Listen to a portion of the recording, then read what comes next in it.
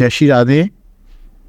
यद्यपि अपवित्र अवस्थाओं में नियम है कि वैदिक पाठ आदि नहीं करना चाहिए, लेकिन फिर भी जो ये बातें हैं इनमें विकल्प दिए हैं। पात्र अपात्र, सत्पात्र कुपात्र का विचार है। तो आप जो बता रही हैं कि मैं रोज करती हूँ और मेरे को याद हैं और मैं बोलती हूँ, आदतन न चाहने पर भी पाठ होने लगता है,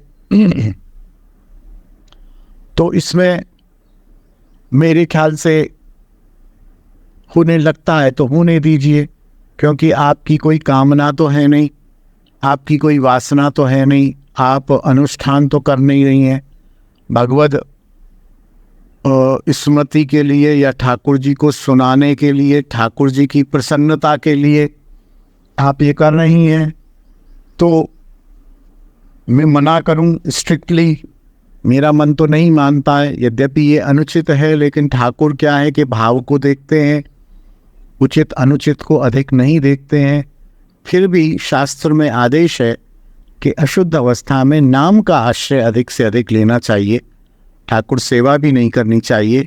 श्रीमद् भागवत आदि ग्रंथों को, जो वैदिक ग्रंथ हैं, उनको नहीं पढ़ना चाहिए। लेकिन फिर भी अभ्यासवश है, भाव है आपका, आपसे नहीं छूट रहा है, तो आप एक विशेष परिस्थिति है, आप एक विशेष पात्र हैं, आपके लिए शायद छूट दी जा सकती हो, मैं श्योर नहीं हूँ, लेकिन इसको सुनकर ये सभी लोगों के लिए नहीं है। अब इनके मुख से तो निकलता है, रुक नहीं रहा है, तो ठीक है। अब जैसे शुद्ध पाठ करना चाहिए, तो एक महाप्रभु जी के चरित्र में गीताध्यायी विप्र की कथा आती है कि महाप्रभु और उनके साथ एक सेवक थे। जब वो वहाँ गए तो वो ब्राह्मण जो है गीता का पाठ कर रहा था और बहुत रोता जा रहा था और नितांत अशुद्ध पाठ कर रहा था। तो महाप्रभु जी ने भी सुना, उसको देखा, महाप्रभु जी ने उसको आशीर्वाद दिया, प्रणाम हुआ, आए गए, और महाप्रभु जी आगे बढ़े तो संध्या हो गई और वहीं कहीं पेड़ के नीचे या कहीं झोपड़ी में रुक गए।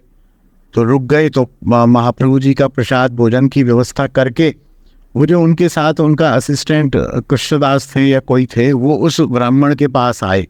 बोले, भाई तुम ब्राह्मण देवता, तुम क्या कर रहे हो, रो रहे हो तुम, ठीक है, अश्रु हो रहा है, पुलक हो रहा है, ये बिल्कुल तुम ये एकदम अशुद्ध पाठ कर रहे हो गीता का, यशो बोलना, श्लोक बोलना। उसने बोले, देखो ये गलत है, ये गलत है, ये गलत है, ये क्या कर क्या रहे हो भाई, गीता का पाठ शुद्ध तो करो, कम से कम अशुद्ध पाठ कर रहे हो, और कुछ नाम हो तो भी ये गीता है, वैदिक ग्रंथ है, इसका अशुद्ध पाठ कर रहे हो।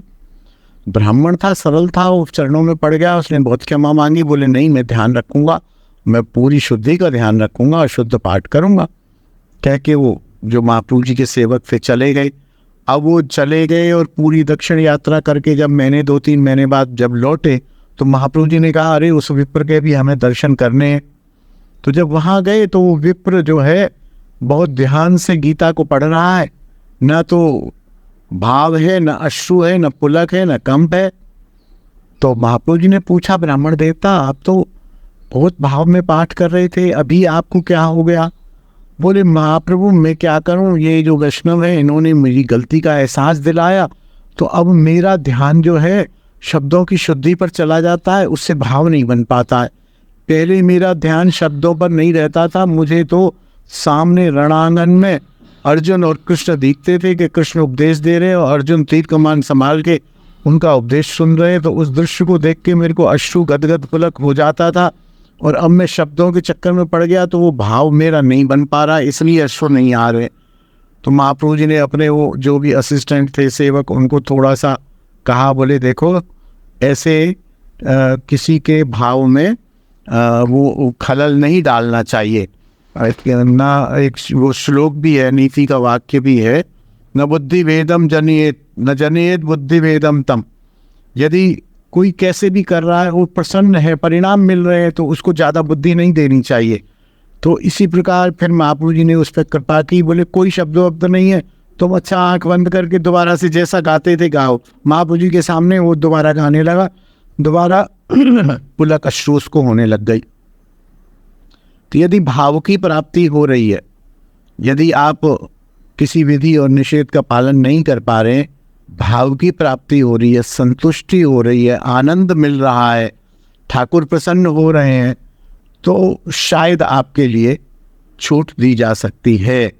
ये सभी के लिए नहीं है। जय श्री राधे, जय निताई।